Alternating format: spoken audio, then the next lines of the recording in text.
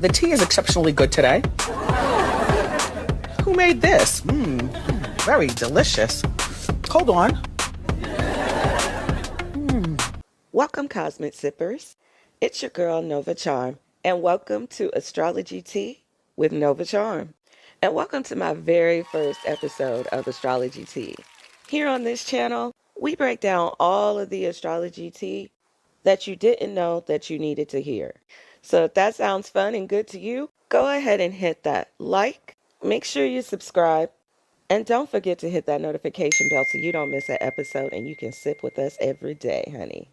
On today's episode of Astrology Tea, I am getting into Love Island. Yes, Love Island. This has been the ultimate craze for at least the last couple months, and I am an avid watcher, and I honestly love the show.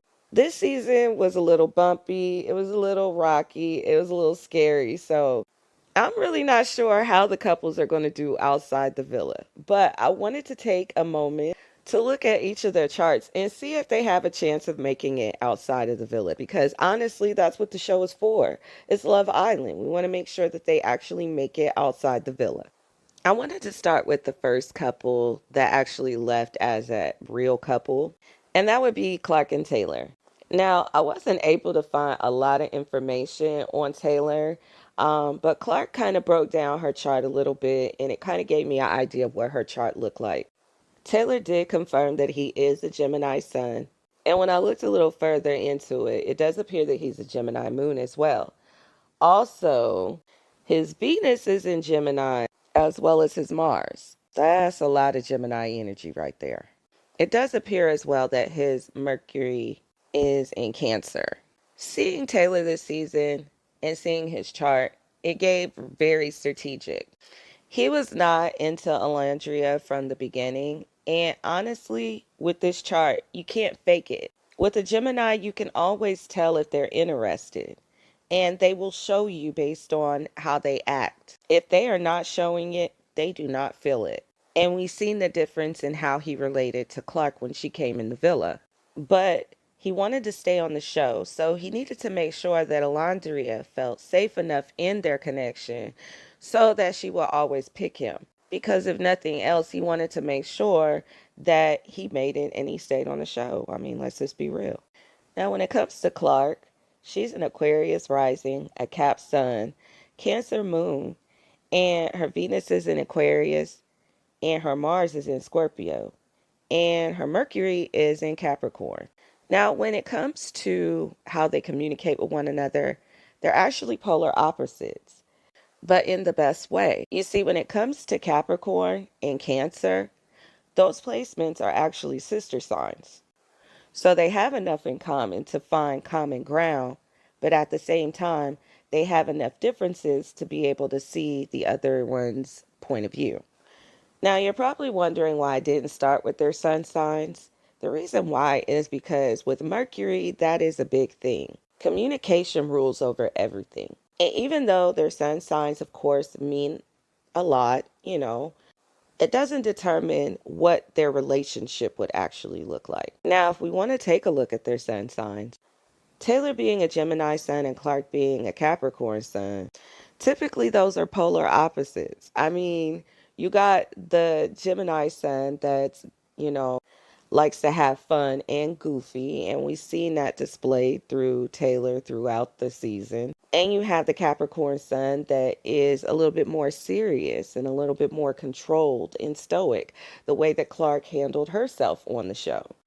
But that absolutely does not mean that they do not have the ability to work outside of the villa. Looking at their moons, Clarke being a Cancer moon and Taylor being a Gemini moon, I'm not sure if he would emotionally fulfill her. And that's just me being real. Cancer moons need a lot of affection, they need a lot of emotion. And Gemini moons can sometimes be a little detached.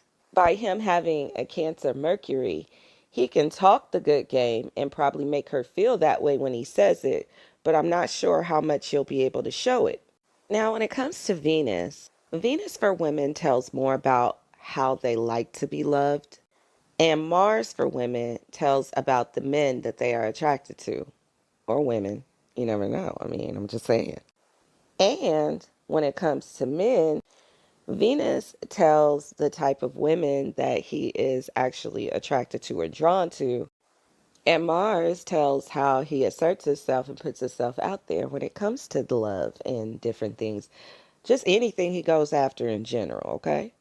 Now, when it comes to Clarke's Venus, hers is in Aquarius, which tells me that she doesn't like a conventional relationship. And this placement actually helps balance out her Cancer moon.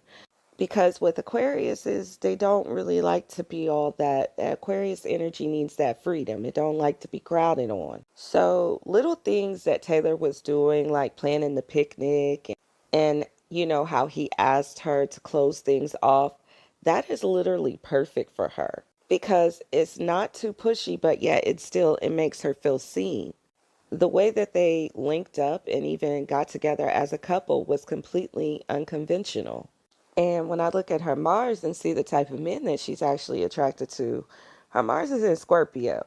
And once again, it threw me off a little bit because I'm sitting here like, When I think of a Scorpio energy, I think of mysterious, I think of powerful, I think sexy. And if we just being real, none of those words exactly describe Taylor. I'm gonna be real about it.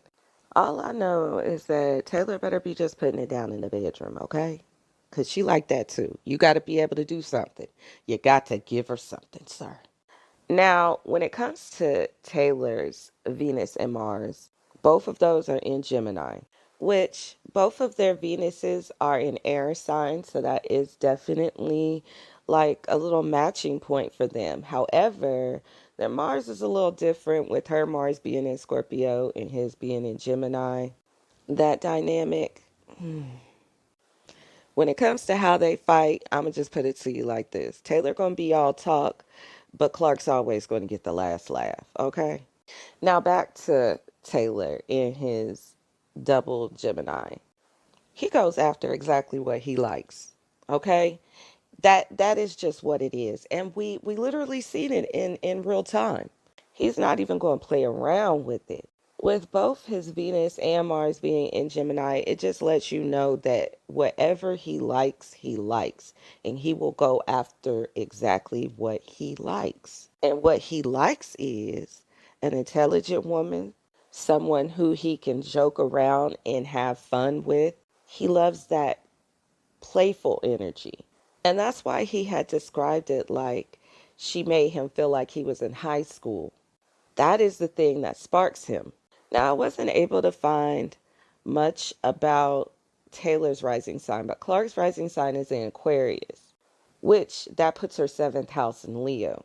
Now, if you're not sure what seventh house will tell you about partnerships.